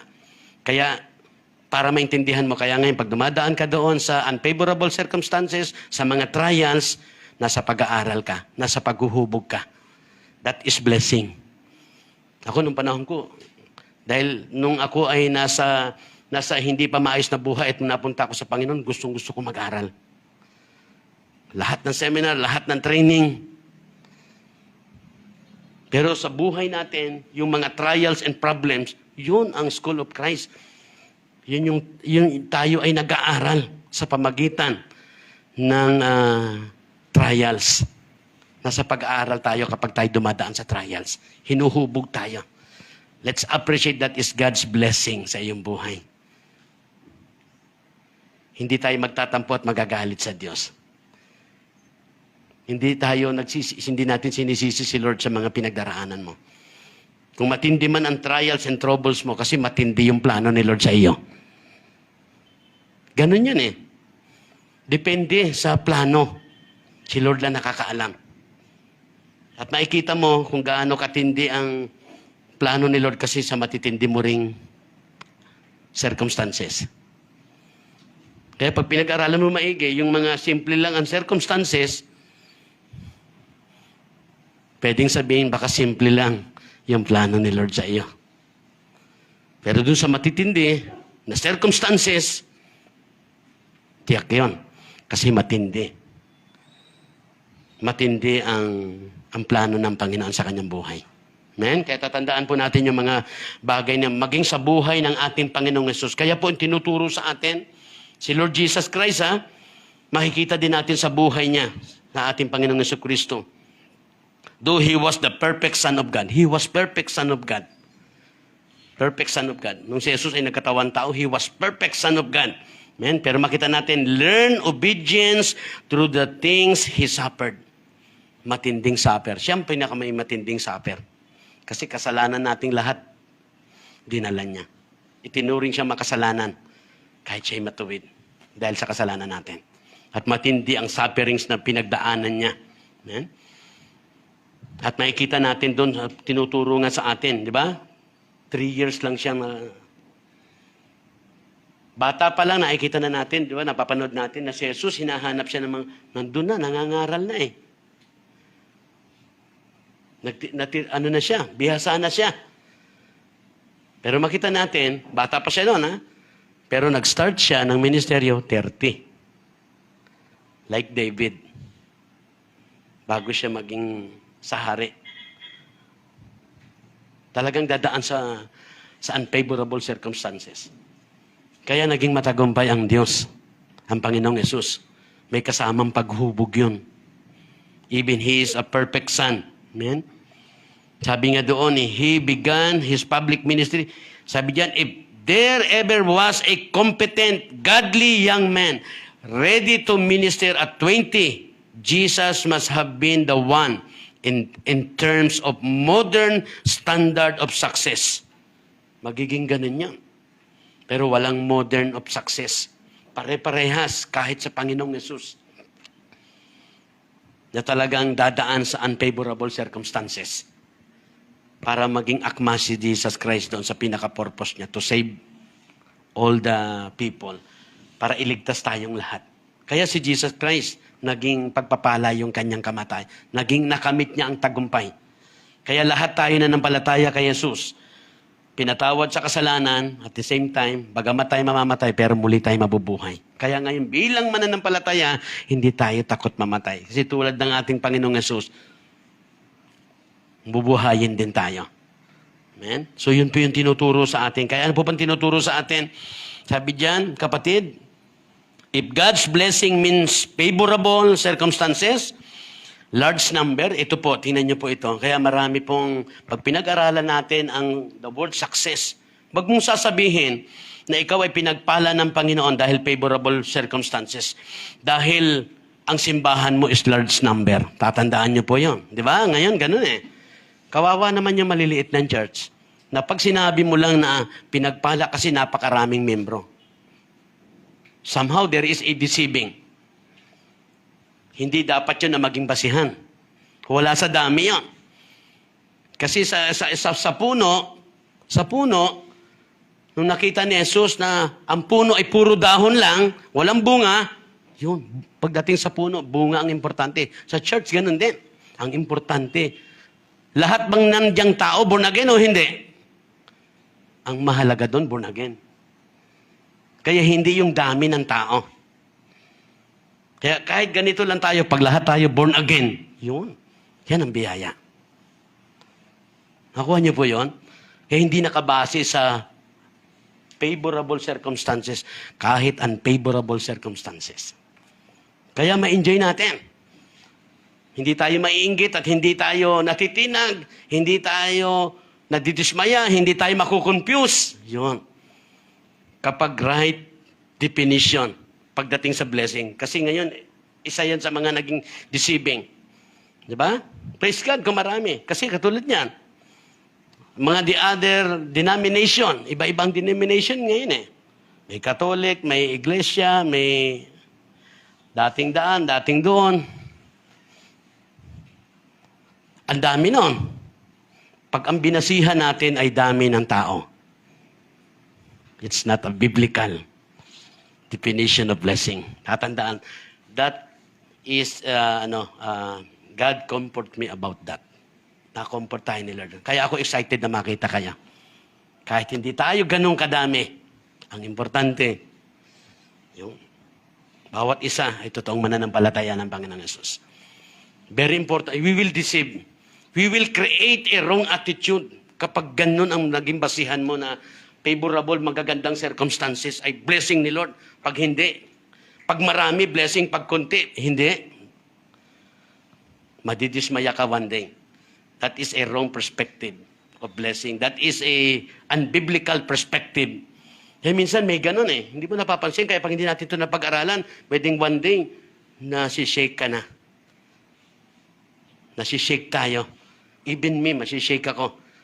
Pag mali ang definition about God's blessing and success, true success. Kaya si Lord, tingnan niyo si Lord. Hindi niya sinabing, pag 10,000 kayo, ako'y nasa kalagitnaan. Tama ba yun? Anong sabi ng salita ng Diyos? 2 or 3, gather in my name, there I am in the midst of them. Ang importante, presensya ng Diyos. Amen? Very important itong message na ito. It renews our hearts. It renews our lifestyle. It renews our attitude. Patitibayin ka nitong message na ito. Eh, hindi dahil marami pera mo, maayos ka. No? Kahit wala kang pera, pinagpala ka. You will not be deceived by Satan. Mahihirapang gumalaw at dumiskarte ang diablo sa iyo kapag meron tayong right perspective, right definition about true success and God's blessing. Nakuha niyo po yon? Kaya hindi yung bukas malungkot ka, bukas masaya ka. Yun na nangyayari sa atin. Kasi hindi natin na-appreciate yung mga unfavorable circumstances. Yung mga problema sa pamilya, sa buhay, sa trabaho. Mamaya makita natin. Amen? Kaya po even our Lord Jesus, kaya nga po itong tinuturo, if God's blessing means favorable circumstances, large number, pag yan ang basihan natin ng God's blessing and everything going your way, lahat ay sumasang-ayon sa gusto mo, yung mga desire mo. Ano sabi doon, kapatid? Jesus wasn't blessed. Si Jesus ay hindi nakita nyo? Pati si Jesus ay mapapamali ka. Masasabi mo one day na hindi siya pinagpala. See? Pero nakita natin kung paano tayong lahat nagkaroon ng assurance, ng katagumpayan. Dahil doon sa kanyang pinagdaanan. Lalo si Jesus, talagang unfavorable circumstances. Naranasan niya ang, sabi doon, umiyak ng dugo. Hindi. Taas nga ang kamay na umiyak na ng dugo. Di ba? Kaya pag ang basihan mo ay maganda, favorable circumstances, that is a God's blessing, no. Malalagay tayo sa alanganin. Very important po ito. Kaya makita mo, pag ganito, biblical definition, tingnan niyo po, may makain kayo o wala, may pera o wala, may problema o wala, Whatever season or out of season, makita mo magiging masaya ka. Dahil alam mong matagumpay ka na. Dahil alam mong pinagpala ka na. At kung may pangangailangan ka, you are children of God, cast all your cares upon Him and He will care for you. Ask whatever you do. Whatever you wish. If you believe, if His word is upon you, man, if you believe, if you remain in me, and my words remain in you, ask whatever you wish, and it shall be granted unto you. Huwag ka lang mag-inilangan kasi wala ka talagang tatanggapin. If you have Jesus, you have everything. All your needs will be met. God is watching to His people to meet every needs. Nakatingin siya sa atin palagi para katagpuin ang ating pangailangan. All we need to do is to trust and pray sa Panginoon. At dumadaan tayo sa favorable and unfavorable circumstances. And also that is a called blessing. Amen? Kaya tatandaan po natin. Kaya sabi po dito kapatid, ano pong tinuturo sa atin? We each needs to recognize that God is using our circumstances to shape. Ginagamit ng Diyos yung mga unfavorable circumstances or whatever circumstances tayo para tayo po ay hubugin, amen, into the image of our Lord Jesus Christ. Kaya sabi doon, we don't know what He has ahead for us. Hindi natin alam kung ano ang inihanda ng Diyos para sa atin sa hinarap. Pero meron. God has a great purpose. Clear yun. Kaya ka dumadaan sa trouble. Kaya ka dumadaan sa unfavorable. Yun ang isa sa palatandaan. Bakit mo kailangan dumaan sa trials? Ano bang trials? Training, shaping, refining. Bakit mo kailangan dumaan doon? Kasi nga may purpose. So we consider unfavorable circumstances or trials because God has a plan. Clear yun sa atin. Magiging excitement ka everyday. Excited ka everyday. Kasi mayroon kang ginugol. Ginugol natin alam yung purpose ni Lord sa iyo. Whatever. Hindi naman lahat tinawag na pastor. Di ba? Pwedeng marami dito sa atin ay mga great supporters ng ating church. Bago ka mailagay doon, tingnan mo yun. Hindi naman lahat ay pastor. Yung iba, ganun din, magpapastor sa mga kabataan natin. Iba-iba ang tawag sa atin. But God clear to us na mayroon siyang great purpose. At ang patunay nun, yung mga unfavorable circumstances mo. Kaya bakit ka dumadaan doon? Yun ang purpose ng trials. To train us, to shape us, to refine us. Makamit natin, magain natin yung purpose ni Lord. At yan yung ginugol natin, yung purpose ni Lord sa buhay natin. Kaya nga, ano po ang sabi doon, kapatid? He may use us in sabi diyan, He may elevate us to position of prominent. Pwedeng maging tanyag ka. Diba? Hindi natin alam yon. Yan man ay business mo, man, o whatever. Man, and sabi doon, kapatid, as He did with Joseph, tulad ng ginawa niya sa kay Joseph, ganun din. Man. So maraming ginawa. But sabi diyan, but in Joseph's story, it's obvious sa bawat isa sa atin how God was using these trials to shape Joseph into a mature man of God. Yun ang gusto ni Lord, maging mature man of God. Para saan? Who could handle the success. Yung ibibigay ni Lord, yung plano niya is success. Success yun, yung purpose niya. God wants you to be successful. Ang trials, unfavorable circumstances is training para mai-handle mo yung success one day. Amen? Kaya tatandaan mo yun. Talagang God wants you to be successful. Meron siya ipagkakatiwala sa iyong success. Kaya may trials, yun. Para maging akma tayong mai-handle natin yung success na yan na ipupush ng Panginoon sa iyo. Talagang si Lord pinupush niya yan eh. Yun ang plano niya sa buhay mo at sa buhay ko. Meron siyang planong pinupush niya sa atin and that is success. Na kailangan natin dumaan sa mga unfavorable circumstances. Amen? Kaya nga ang tanong doon, paano kaya kung hindi si Joseph, hindi siya nag-submit? Kung si Joseph ay puro nag-complain? Kasi yun ang nangyayari sa marami. Pero si Joseph po, hindi po siya po ay nagpasakop sa Panginoon, sa gitna ng mga trials. Amen? Kahit siya ikinulong, siya po'y nanatiling kasama niya ang Diyos, sinasamahan siya. Patuloy siyang namuhay sa pananampalataya sa Panginoon. Hindi siya nag-complain. Amen? Hindi niya sinabing, that's not fair. Kumbaga, hindi niya sinabing unfair yung nangyari sa kanya. Diba? Minsan, ganun ang nagiging natin, Lord, ito pa ba? Pag sinabi mong ito pa ba, para unfair naman. Lahat ginawa ko. Pero hindi sinabi ni Joseph yon. Hindi siya naging ganon. Ano ibig sabihin? Nakuha niyo po yon? If we have a right definition of true success and blessing, we will also have a right definition of attitude. Biblical definition of attitude. Pati attitude niya, biblical. Kaya pag hindi right ang definition sa success and blessing, nako, sala ang attitude. Sasala yung ating mga attitude. Pero makita natin, si Joseph po, siya po ay nagpasakop, hindi siya nag-complain, hindi niya sinabing unfair. Amen? Kasi sabi doon, kapatid, pag sinabi natin it's unfair, it's that not how God is going to treat me when I obey Him. Yan pa ba? Sumunod ako sa Kanya, yan pa ba itatrato sa akin ng Panginoon? Sabi dito, then I am not going to obey Him. Hindi na ako susunod sa Kanya. Yun ang magiging one-day response natin. Kaya bakit po maraming hindi na sumusunod? Kala natin kung anong problema. Yung pala, may hindi right o hindi biblical definition patungkol sa success and blessings of God. Amen? Kaya ano yung mga trouble, trials, that is blessing.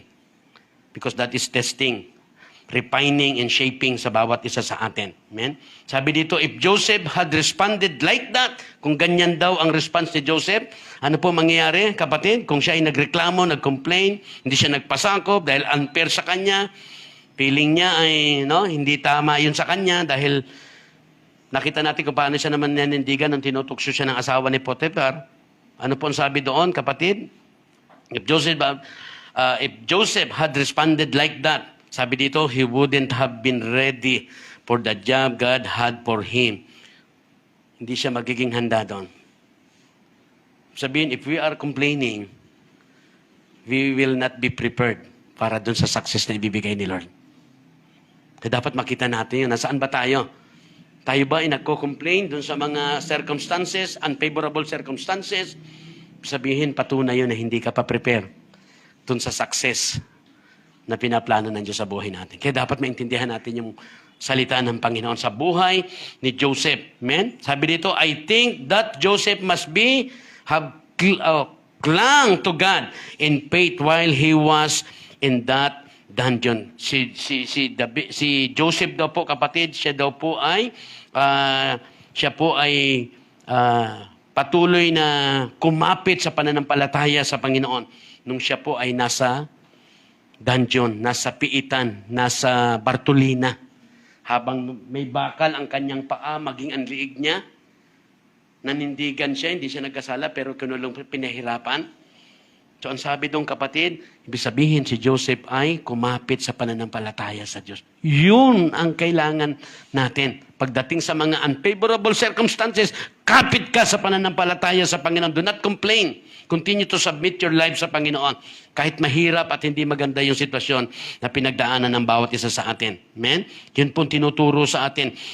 Sabi diyan, patuloy siyang nananalangin. God, sabi doon, God, you promised me through my dreams. Kasi may pangako si Lord sa kanya eh.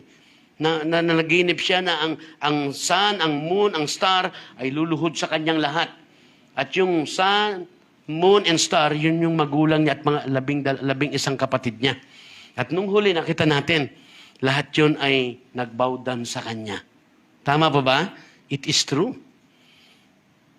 Hindi yung pinakulong siya, paano mangyayari yan? Pero nakita natin still kapit siya sa pananampalataya kahit matindi ang kanyang pinagdaraanan. Parang sa tingin niya unfair pero hindi yun naging unfair para sa kanya. Pag tiningnan natin parang naging unfair but not.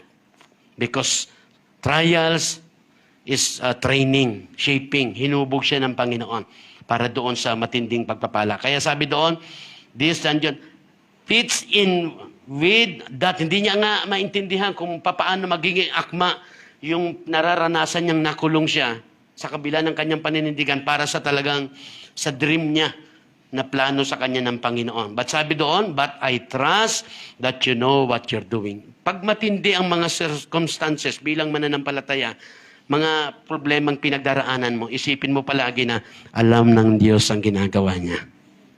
Hindi natin alam. All we need to do is to trust. Kapit ka sa Panginoon. Huwag kang mag-complain. Huwag kang patuloy kang mag-submit. Huwag mo sabihin unfair, no? Kaya pag matindi nga ang trials, kasi matindi yung success na ibibigay sa iyo. Kailangan maging akma tayo doon. Amen?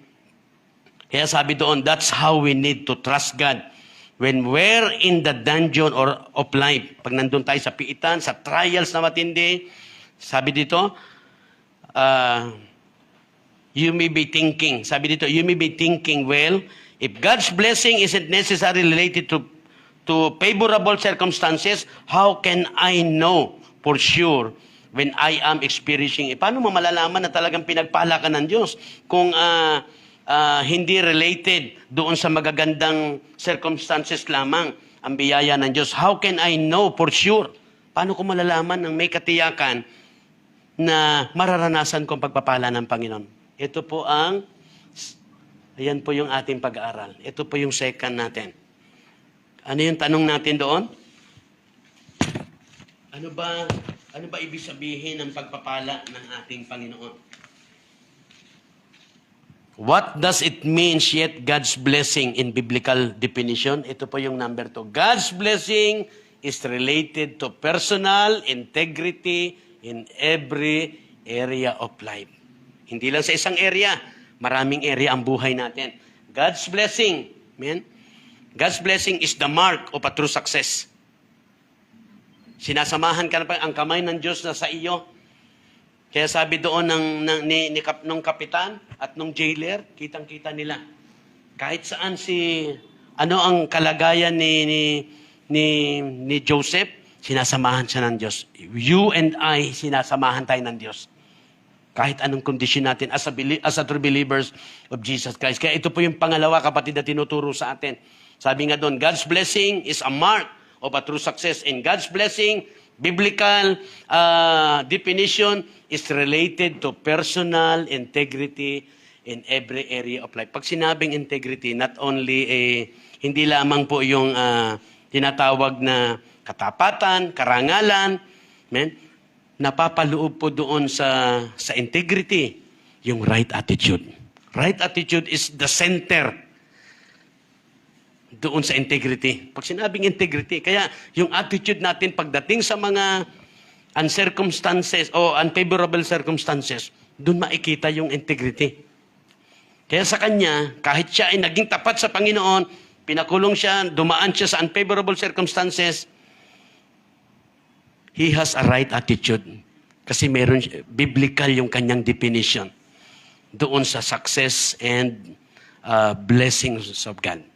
Amen? Kaya very important po yun sa bawat isa sa atin. So yan po yung ating bibigyan din sa susunod. Amen? Kaya sabi dito siguro tayo if you have come to God through faith in Jesus Christ and thus know that your sins are forgiven through His blood. Kapag ikaw ay lumapit sa Diyos sa pamagitan ng pananampalataya kay Kristo, kapatid, dapat nating malaman that your sins are forgiven. Amen? Pinatawad tayo ng Diyos and anong sabi doon, kapatid? At tayo nililinis ng dugo ng Panginoon. And you're living with a clear conscience. Maniwala ka ron.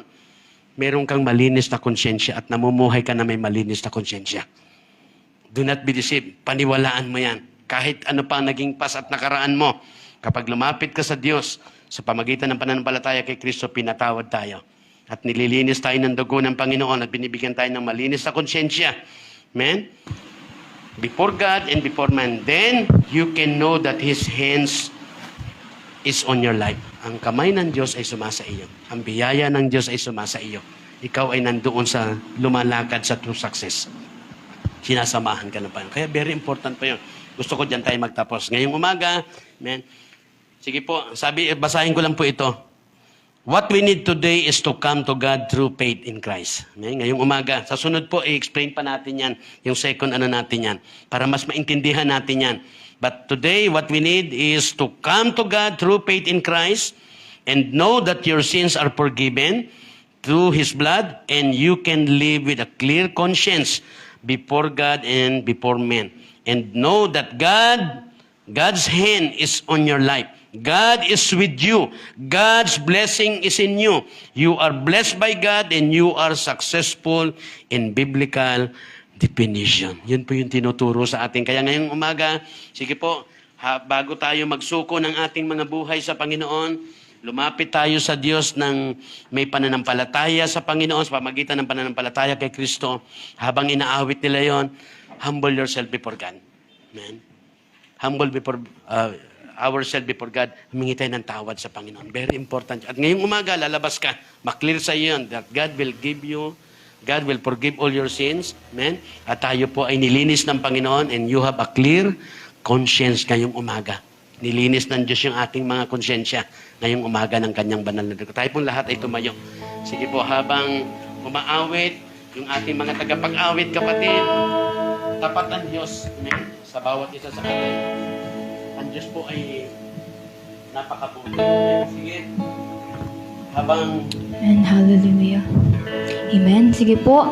Yan sa ating pagtayo ngayon, sa ating pag-awit, patuloy nating alalahanin yung kabutihan ng ating Panginoon. Amen. Nakita natin kanina sa story ng buhay ni Joseph, pagkamat hindi pa natin tapos, po kung gaano kabuti, katapat ang ating Panginoon. Amen. Kaya buksan natin yung mga puso natin ngayon, awitan natin ng Diyos, kasama yung pasasalamat. Amen. Hallelujah. I love you, Lord. I love you, Lord.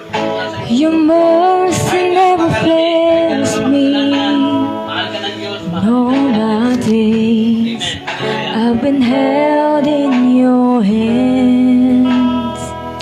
From the moment that I wake up until I lay my head, I will sing of the goodness of God. Let's sing.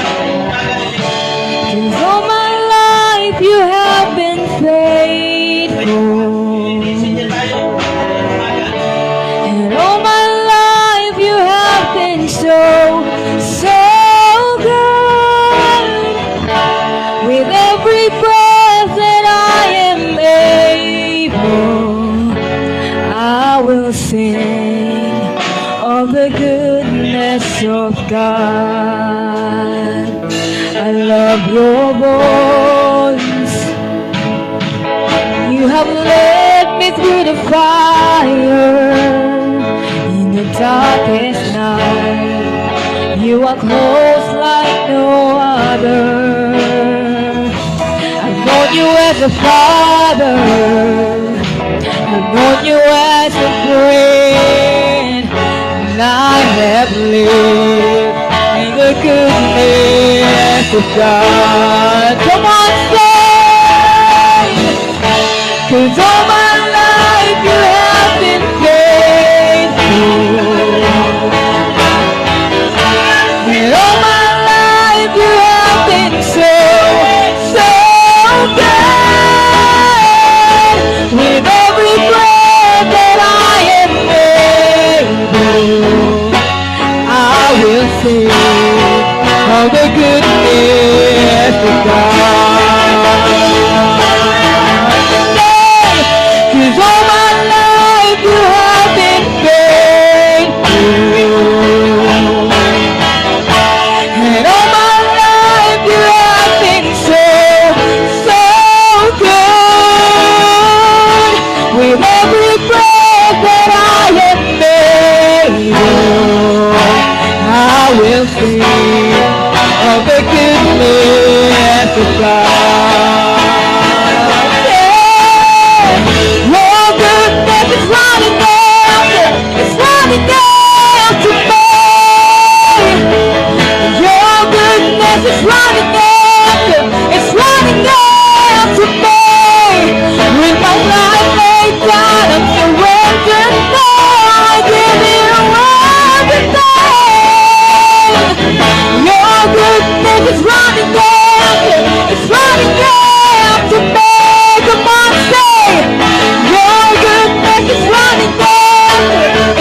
running after me.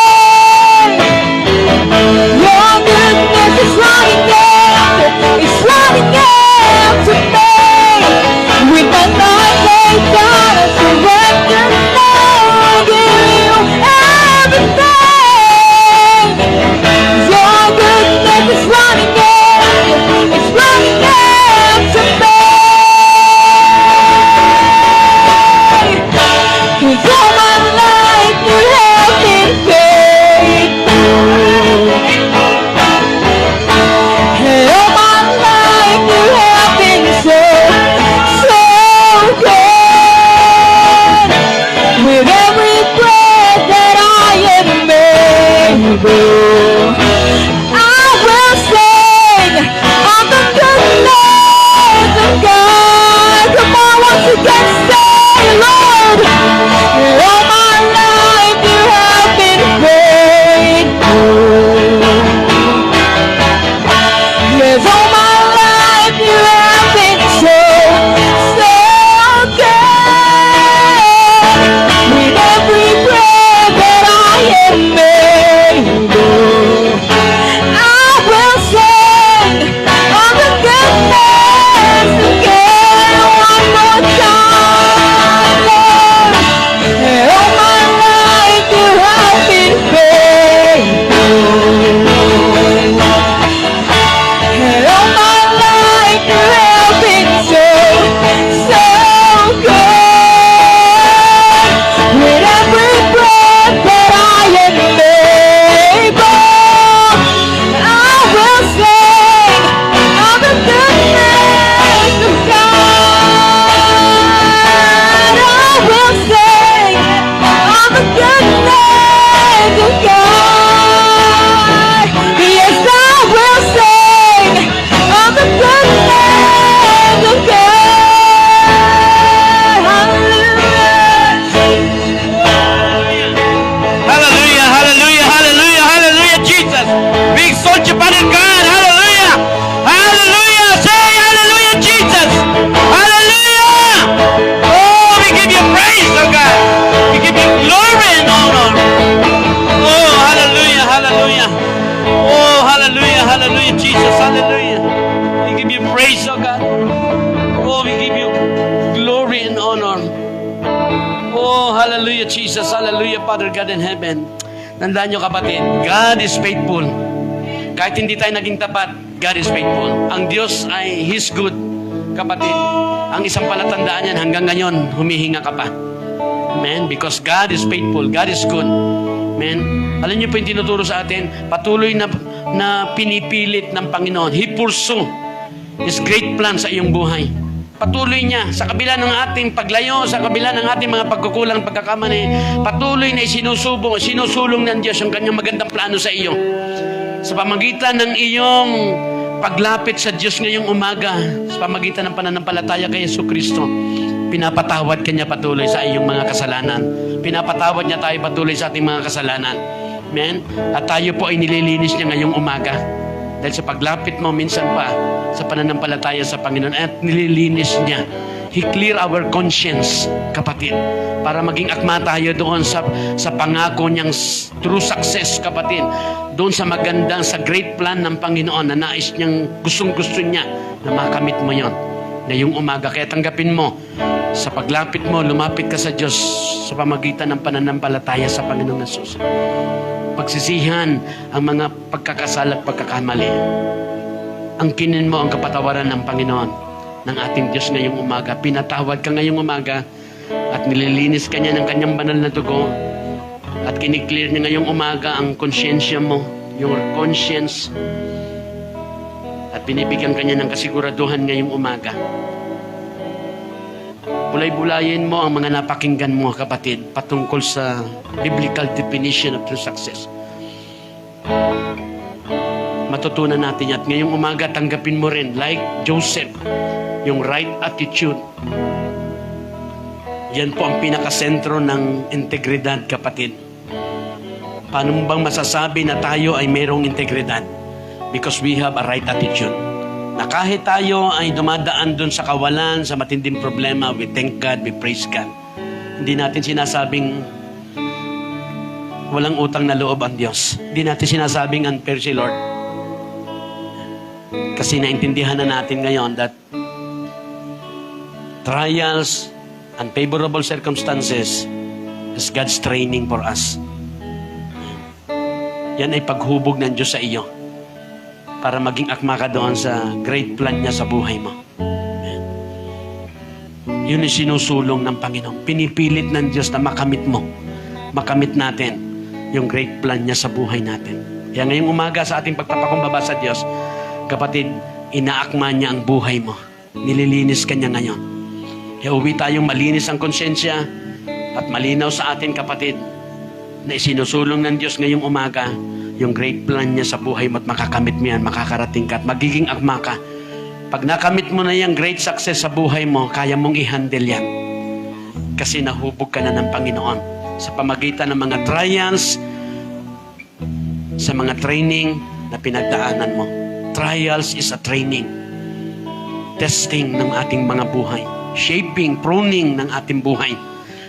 Para magampanan natin yung gantimpala, yung great success na nais ng Diyos iparana sa iyo. Kaya ngayong umaga, thank God, kapatid, sa kanyang katapatan at kabutihan. Sinabi ng Diyos yan, for I know the plans I have for you. Plan to prosper you, not to harm you. Plan to give you hope in a good future, kapatid. At yan po hanggang ngayong umaga, sinusulong niya yan. Pinipilit niya sa iyo na makamtan mo yan, kapatid.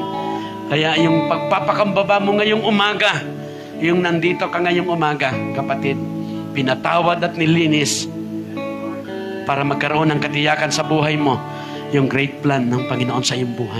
Father God in heaven, we give you praise. Salamat po muli ngayong umaga, Panginoon, sa pagtuturo mo sa amin ng katotohanan ng iyong salita. Salamat sa paghuhubog mo sa amin, Panginoon. Pagsalamat din sa pagpapaunawa mo sa pamagitan ng iyong mga salita about true success, about your blessings, O God. Salamat po ngayon, Panginoon. Kung kami ay nandoon sa true success, kung kami pinagpala mo, Panginoon, there is a right attitude sa aming mga buhay. I claim it right now. Kapatid, tanggapin mo yung right attitude na binibigay ni Lord sa iyo. Hinuhubog ka niya ngayon, binibigyan ka niya ng right attitude sa pamagitan ng mensahe na yan na pagpapaunawa sa atin the truth. Let's have a right definition ng true success and God's blessing. Favorable or unfavorable circumstances is a blessing. Kahit ano pang sitwasyon. Bilang mga mananampalataya at bilang anak ng Diyos, ano man ang pinagdaanan mo, everything is a blessing. Lahat yan ay ginagamit ng Diyos para maging akma tayo doon sa great plan niya sa buhay, great purpose niya sa buhay ng bawat isa sa atin. Father God in heaven, once again, we humble ourselves, O God. Patuloy kami lumalapit sa iyo sa pamagitan ng pananampalataya kay Jesus. Patuloy po namin kiniklaim ang kapatawaran sa lahat-lahat ng aming kasalanan. Panginoon, patawad po kung kami ay nagalit sa iyo, sumama ang loob, Panginoon. Kung kami man ay nag-doubt sa iyo, Panginoon, dahil sa mga mahirap na sitwasyon, patawad po. Salamat sa pagpapaunawa mo na yung mga mahihirap na circumstances, yung mga great trials and troubles namin, kami pala ay nasa under training, Panginoon. At dito dumarating kadalasan ng pagpapala mo kapag kami ay dumadaan sa trials, kapag kami dumadaan sa mga trainings. Dito magsisimula, dito kami nakakatiyak doon sa katagumpayan, Panginoon, na inihanda mo sa amin. Kaya patawad po, patuloy mong hugasan ang aming buhay ng banal na dugo ng Panginoon Kristo. Continue to clear our conscience. At salamat po, Panginoon, pinangahawakan namin yung assurance of victory. Yung assurance, Lord, that your great plan, Panginoon, ay makamtan namin, Panginoon, sa aming buhay, marating namin. Purihin ka, aming Ama. Salamat po muli sa pangalan ni Jesus. Everybody say amen. Amen, amen.